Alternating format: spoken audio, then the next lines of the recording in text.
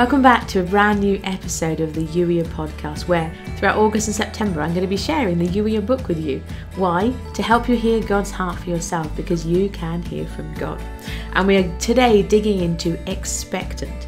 With that reminder, of course, if you know somebody who you think would benefit from these episodes, please do share it with them. They're short and sweet. They can very easily go back and listen to the last few, and they can move forward together with us. So let's dig into Expectant. Expectant. Having or showing an excited feeling that something is about to happen, especially something good. Looking forward to something. Having said yes to God's invitation, or, to use the radio metaphor, having tuned into God's signal, it's not enough to simply ask God to share his heart with you. I might ask my youngest to walk our dog, but asking passively isn't going to cut it. I have to ask, expecting a response. My asking with expectation is no guarantee that the answer will be what I want, but I can at least expect a reply. As you explore Youier, you plus intentional expectant relationship, it's okay to assume that something is about to happen. And yes, it's definitely something good.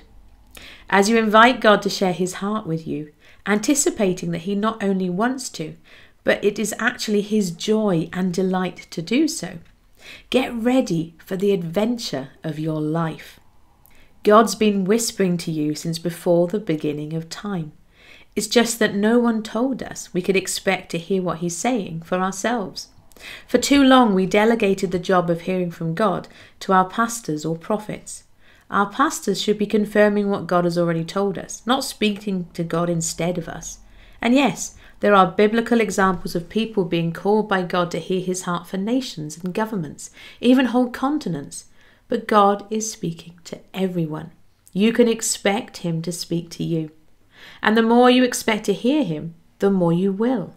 Learning to recognize God's voice doesn't have to be difficult. He wants to be known by you. It's what you were created for. This isn't something I grew up hearing. Too often in church we're taught, either deliberately or by example, that the only people who hear from God are prophets and holy people. You might remember the odd occasion in your life when words in the Bible seemed to jump off the page at you, and it was like God was whispering into your soul. But this was an exceptional experience. It wasn't a normal day-to-day occurrence. What if I told you that I now hear God's voice as a whisper in my head every single day? And no, I didn't suddenly sell up, move to Africa, and dedicate myself to a life of missionary work. I'm still little old me in my corner of South Wales with my husband, 3 kids and a dog. So what happened? I invited God to share his heart with me, and I expected to hear from him. Yes, it's as simple as that. How? Why? Because he wants to. Relationship is in his DNA and ours, because we're made in his image. We were created to do life with God. So why wouldn't he speak to you? And here's your soundbite for today from Papa, Jesus and Sam. Love really is the answer to everything that ails you and the world at large. Let me love you. Ask me to open all your senses to an even greater awareness of my love right now. You think you already know that I love you, but you haven't seen anything yet.